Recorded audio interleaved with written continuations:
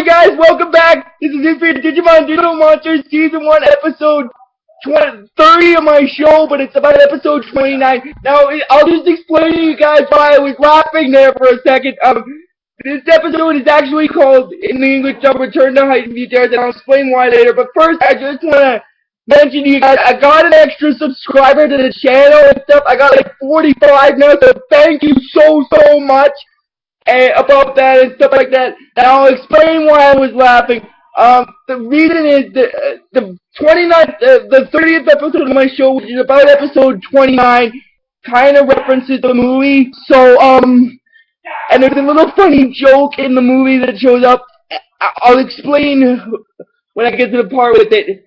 And, this episode is also, it starts a section of the series I like to call the, Back to Earth Saga, basically.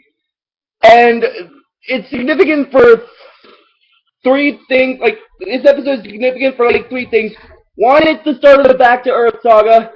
Two, and I'll explain what the other two are later. So now I'll just get into the actual story of the episode.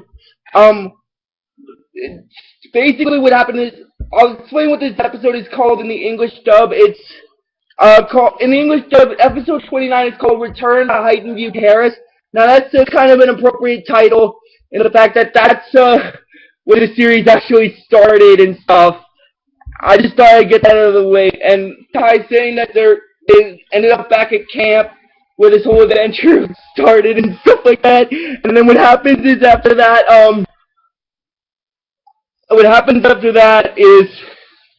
Ty and the others, they're wondering how much time my oldest one has on them. Now, this also references what I meant when I said time flows differently in the digital world than in the human world. When they left the castle, not even a minute had passed human world time-wise and stuff like that. I just thought I'd get that out of the way. Now, and then once Joe figures that out, he's like, that's impossible. He figures that's impossible, and he's saying that all those adventures took less time than it was to say get like a haircut and stuff. And then what happens is Mimi's kind of joking about that. She's telling Joe not to exaggerate, because imagine getting your hair done in such a short amount of time, and then Ty runs off to take a look at the camp to see how much time has actually passed and stuff. Oh my god, the scene in the movie portion kind of is funny. I'll explain what that is later, like I said, when I get to the part in the video where the Mammothmon and Garudamon's out. I'll explain what that part is later. What happens is, after that, Ty's telling them that, he wants to check out, see how much time passed, and he wants one of them to come with them and the rest to stay there, but they all come with them and stuff, and they all, it's because they're all anxious to see how much time has passed. And then the man shows up. Now this introduces another human character, like not one of the main cast character kids, but a teacher, a member of the staff that was at the camp in the first season with them. His name is Mr. Fujiyama. He's their teacher and stuff like that. And then he's telling them to get ready to go and stuff like that. And then he's saying, where did they find those dirty little toys? And because he doesn't know that those creatures that they're holding aren't actually toys and stuff. Oh my god, that's funny. And what happens after that is, later on they get on the bus and stuff. And then Mimi is also like even before that happened, Diddy's saying that they need to find like some transportation to like Heightened View Terrace and stuff. And I should also mention beforehand, this isn't the only video of my show that I'm gonna start laughing at. The next one will be for episode 46, which is a part of the Dark Master Saga. I just thought I'd get that out of the way. Oh my god! I just thought I'd get that out of the way for you guys. Okay, and after that he tells the bus driver, Ty's asking the bus driver to drop them off somewhere close to Heighton View Terrace, and after they get some permission from Mr. Fujiyama because of what happened with Ty and Matt, TK and Matt, when they start crying and stuff like that, and Matt says that the break TK's heart if they don't go because that was the last place they where everyone went to where they ever lived as a family, and then that causes. Then what happens is after that, Joe's reassuring them that Mr. Fujiyama that as an upperclassman he'll take responsibility to get them to Heighton View Terrace, and then they all get on the bus and me's still talking with the friends, but they don't know why she's acting weird. That's mainly because time didn't pass has it differently in the human world than it does in the digital world. I just thought I'd get that out of the way again. And then what happens is after that, what happens is when they're on the bus, Ty is looking at his Digivice and it's not working, and then Mr. Fujiyama sees the Digivice and he tries to take it from Ty, and then Sora actually gives it to him, and then Izzy is telling Ty that it's okay to just take a look at it, and then Ty's like a little funny smile. He's like, "Who's taking the head off the Digimon?" And then what happens is after that, is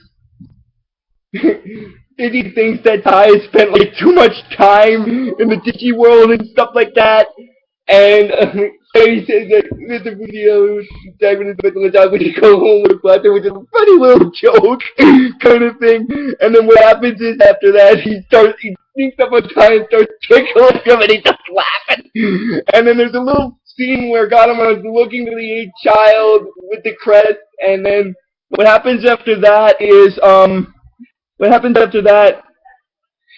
when she doesn't find the child, she goes back to where Mammothmon is, and he's saying that she failed him, and she's asking him to forgive her, and then he tells her that he made several copies of the 8th child tag and quest, which is Kari's crest, by the way, as I had explained with the character bio, it being the crest of light. I just thought I'd get that out of the way. Also, the one Gatamon has is a copy as well. And then what happens is she says that, "No, I'm a copycat!" and then Mammothmon says that even though the versions of the tagging clips that they have are still copies, they'll still become activated once the 8th child is like nearby and stuff. And what happens after that is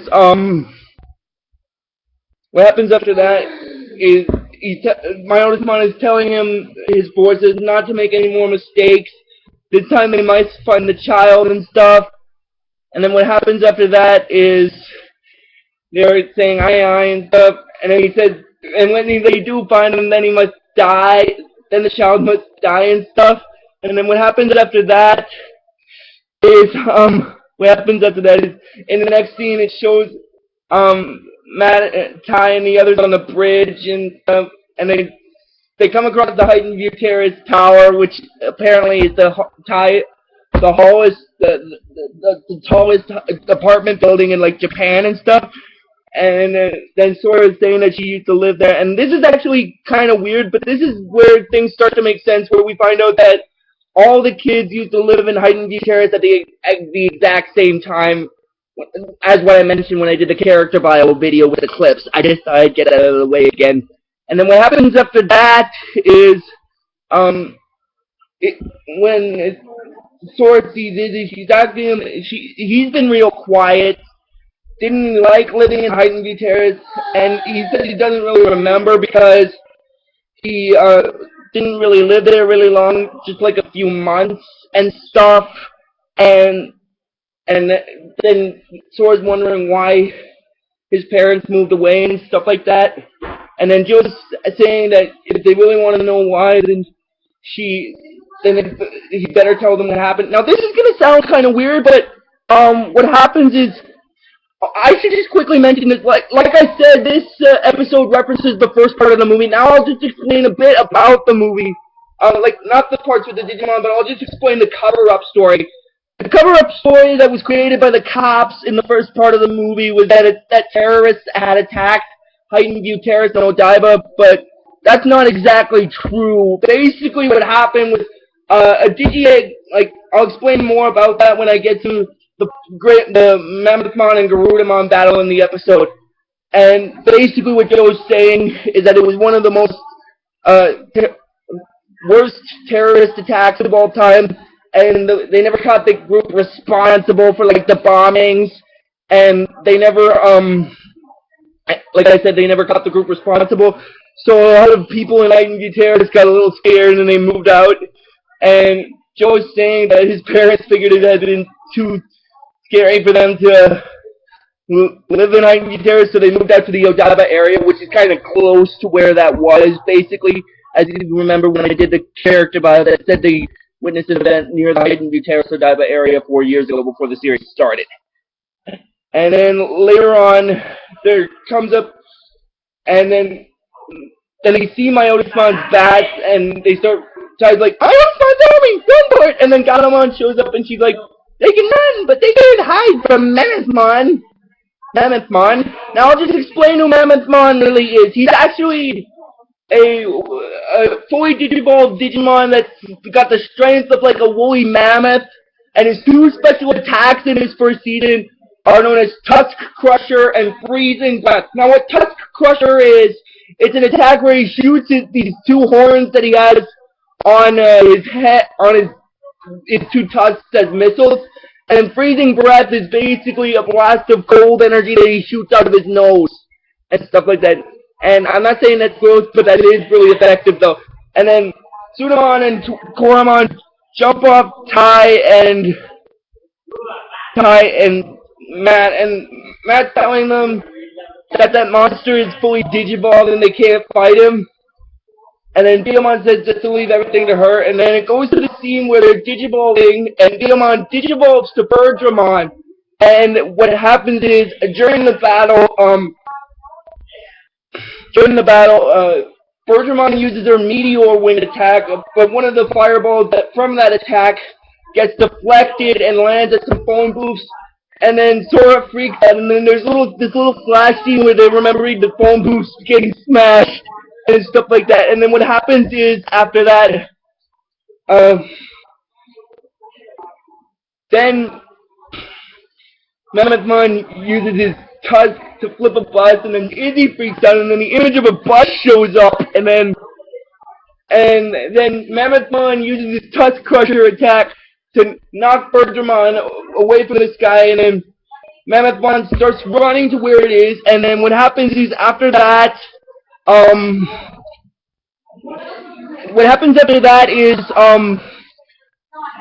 Sora's like, Birdramon, and then TK's like freaking out a bit. He's like, there were two monsters, and then Ty's wondering what TK's talking about, and then Matt's starting to remember.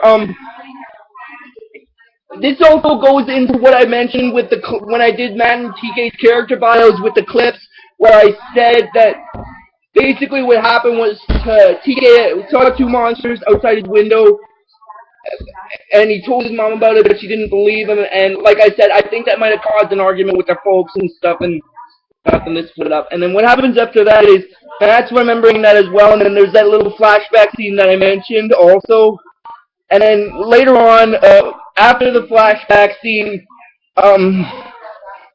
where, like, during the flashback scene, TK is telling his mom that he really did see two monsters, and she said that there was no such thing as them, and that he was imagining it, or it was just some kind of dream and stuff. And then what happens after that is,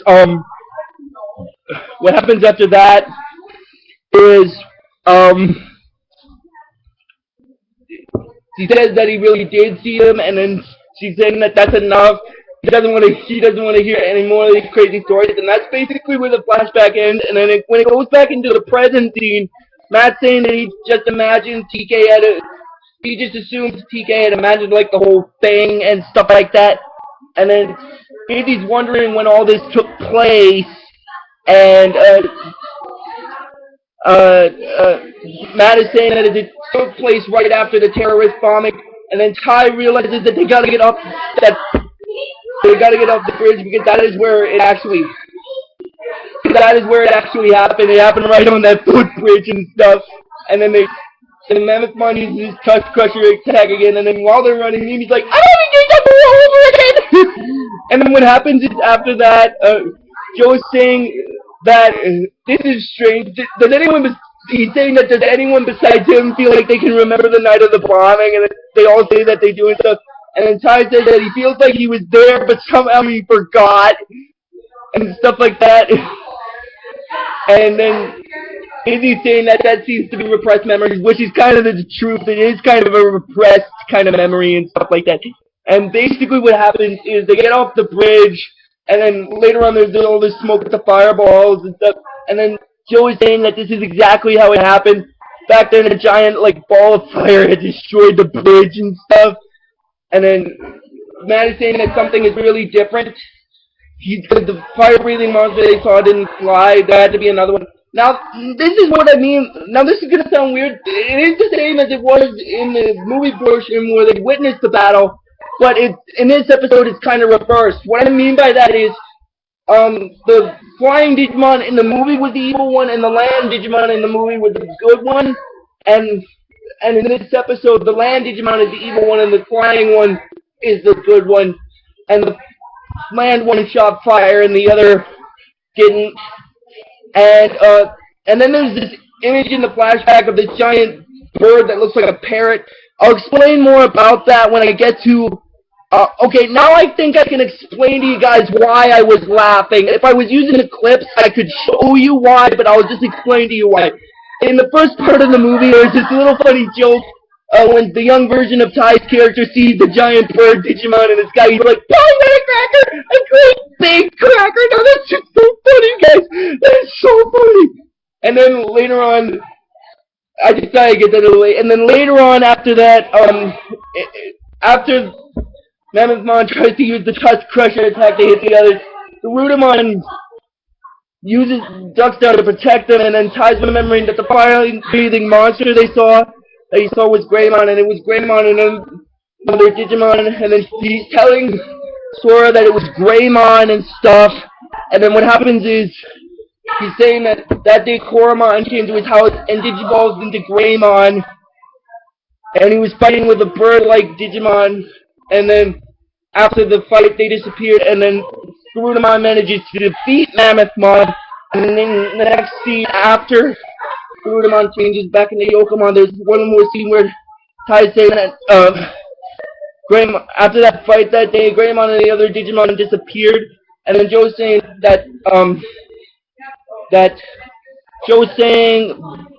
he's saying that the police called the fight a terrorist bombing, and then Ty realizes that that's why his sister knew Koromon, that Kahari met him back on that day and stuff, and then Patamon saying that he met her, and it actually was a different Koromon than it was in the movie than it was in before, but Koromon is also saying that he did feel like when he first met Ty that he had a strange feeling they had met somewhere before, and then Izzy says that the 8th child must have seen a fight as well and stuff, and then what happens is after that, Joe's wondering if the 8th child might have moved, and then what happens after that is Modimon says he doesn't think so because Mammothmon wouldn't have been causing all that trouble if they had already found the 8th Digidestined child, and he's saying that Myotismon is still searching, and he thinks that the child is still out there, or maybe he moved like they did and stuff like that. And then what happens is after that, Ty is saying that they'll find him before Myotismon does, and he's saying that 8th Digidestined, he might be someone we know, and that's basically where the episode stops. So if you guys like this video on YouTube, just please give it the very best you guys can, and I'll see you guys next time. Keep it digital, guys, and please leave a comment about the last thing, what you thought. Okay, signing out.